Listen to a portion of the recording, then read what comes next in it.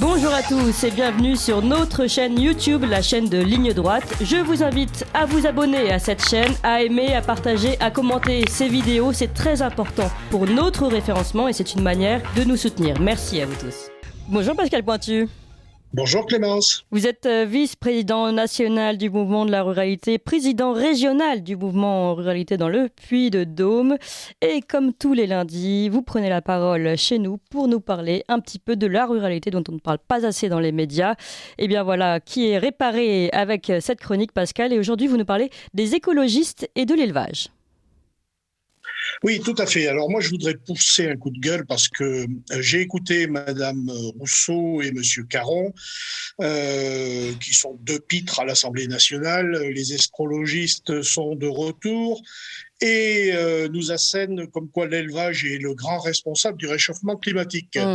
Donc bon, tout ça, ça commence à m'agacer sérieusement et je voudrais remettre quand même les choses à leur place et redonner quelques chiffres quand même qui feront réfléchir Madame Rousseau et Monsieur Caron, puisque le nombre d'exploitations agricoles en 1955 s'élevait à 2,3 millions.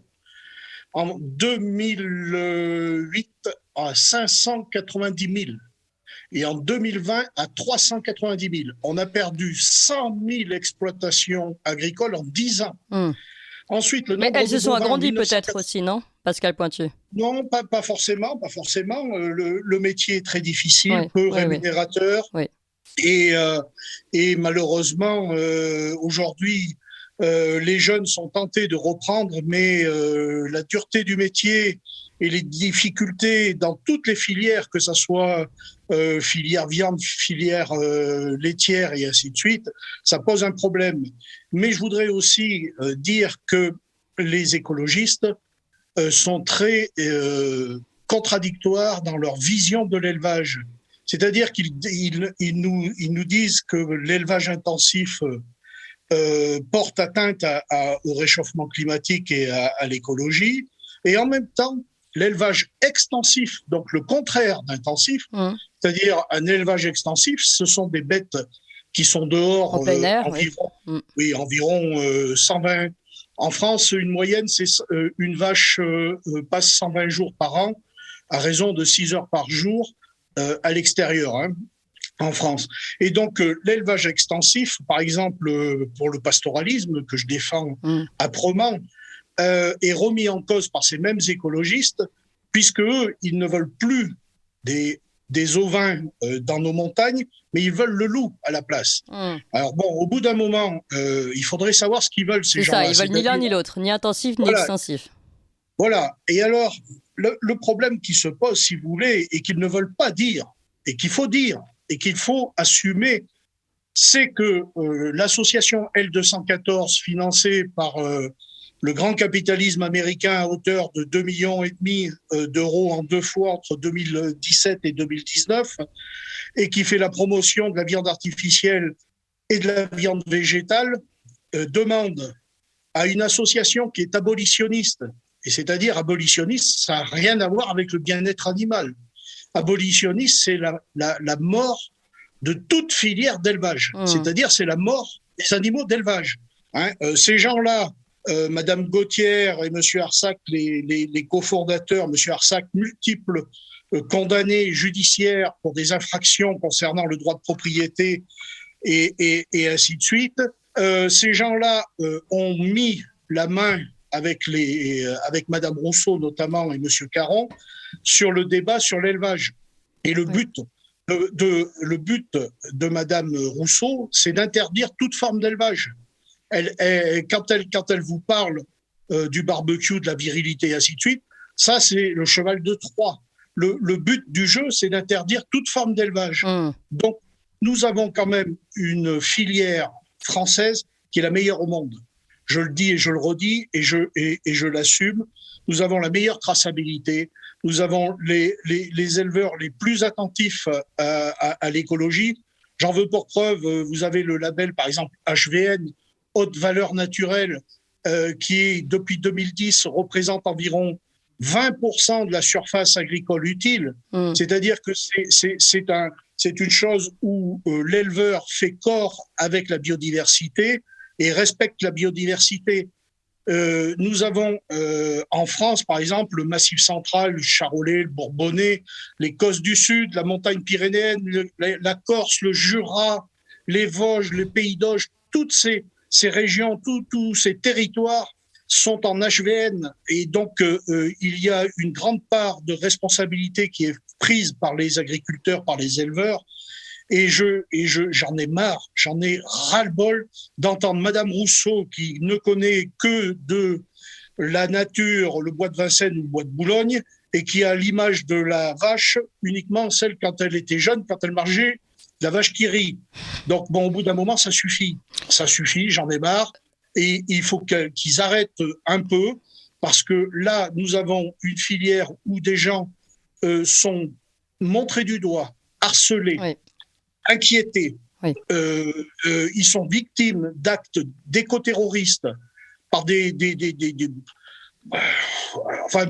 par des sauvages, parce que moi j'appelle ça ceux qui s'attaquent aux boucheries. Je voudrais dire un petit bonjour à Véronique Langlais, qui représente les bouchers de France avec force et brio, et au bout d'un moment, on se retrouve face à ces gens-là qui sont hystériques, qui ont des méthodes fascisantes, et nous avons face à nous n'avons pas de possibilité de se défendre.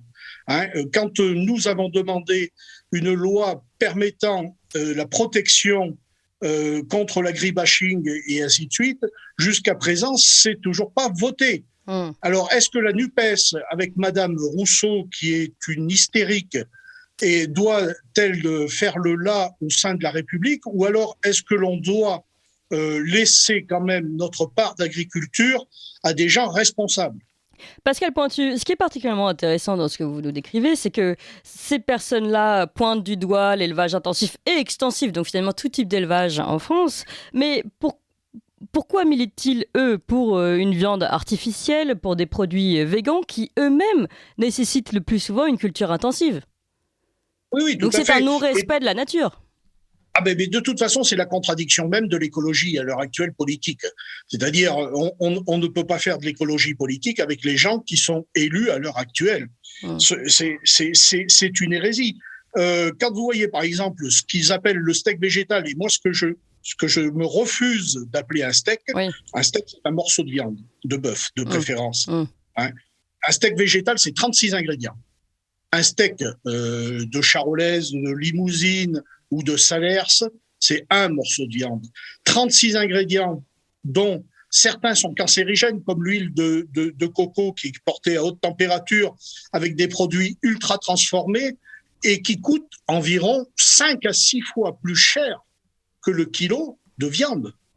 Hein, à l'heure actuelle, avec la crise que nous traversons, avec les problèmes d'inflation et ainsi de suite, est-ce que vous pensez sincèrement que le steak végétal a toute sa place dans une consommation? Oui, et qui demande un transport de produits venant de pays lointains. Et également, vous parlez d'huile de coco. Et puis, il faut savoir aussi, les écologistes nous disent le réchauffement climatique est dû au méthane des paies des vaches. Donc déjà, d'une part, c'est méconnaître le fonctionnement d'une vache. Ça serait plutôt des rots que des paies. Mais enfin, bon, ça, voilà. Là aussi, il y a... Mais le méthane, si on regarde bien, j'ai apostrophé d'ailleurs Monsieur Caron et Madame Rousseau sur Twitter, puisque le méthane représente 13% des gaz à effet de serre, qui sont les sources de réchauffement climatique. 13%. Donc, on arrive très loin derrière. Et dans ces 13%, il faut y ajouter, enfin, ils sont compris, les composteurs. Le compostage à l'heure actuelle. Donc, vous avez des écologistes qui vous disent il faut absolument que chaque personne qui a un petit bout de terrain, un petit bout de jardin et ainsi de suite fasse son compostage afin de... Eh bien, le composteur rentre dans la problématique du réchauffement climatique. Donc, est-ce qu'on doit interdire les composteurs puisqu'ils veulent interdire l'élevage? Ce serait étonnant tout de même. Eh oui. Donc, moi quand je vois mes éleveurs et que j'achète ma viande, moi, en circuit court, à des éleveurs qui sont sur mon territoire, dans le Livradois-Forez, Donc, je vais chez mon boucher du coin, à Saint-Anteb, la boucherie Fougerousse, que je recommande à tout le monde. Ce sont des gens qui sont très préoccupés par ce qu'ils font. Ce sont des gens qui sont à l'écoute. Et c'est une consommation qui représente quand même une part de carbone insignifiante, puisque le consommateur va directement chez le producteur. Évidemment. Et il n'y a pas d'intermédiaire. Donc, moi, j'invite beaucoup de producteurs à passer au système de vente directe, même si on ne pourra pas tout écouler par la vente directe et qu'il y aura toujours de la grande surface et de la moyenne surface. Mais la vente directe est aidée par l'Union européenne, par la région, notamment Laurent Wauquiez. Donc, aidons-nous, paysans, à se développer en vente directe. Eh bien, message bien reçu, cher Pascal Pointu. Je rappelle que vous êtes vice-président national du mouvement de la ruralité et président régional de ce mouvement de la ruralité dans le Puy-de-Dôme. Merci encore et à lundi prochain. Vous appréciez cette émission? Alors aidez Radio Courtoisie à en produire d'autres en indépendance totale. Rendez-vous sur soutenir.radiocourtoisie.fr. Merci d'avance.